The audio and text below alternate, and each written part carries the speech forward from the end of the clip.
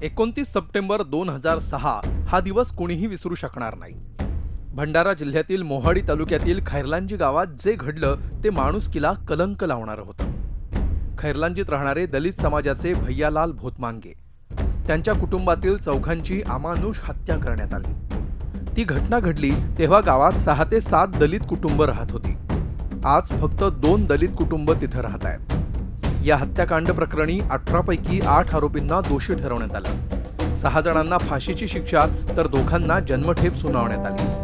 पण एवढी शिक्षा होऊनही दलितांवर अन्याय सुरूच असल्याची खंत भैयालाल भोतमांगे व्यक्त करतात। त्या गावाला अजूनही भीती वाटते। आपण सिक्युरिटी आपल्यासोबत न्यावं लागते आणि कार्यकर्त्याला न्यावं लागतं। मला शासनाने जल्दी केसेसचा निकाल लावा आणि आम्हाला न्याय मिळवून द्यावा, हे आमची अपेक्षा आहे।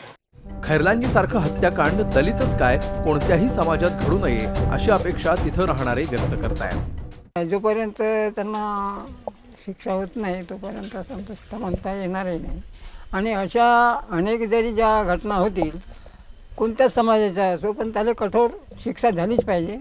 ज्या ठिकाणी हे भोतमांगेंचं कुटुंब राहत होतं त्या ठिकाणी आज कोणीही राहत नाही।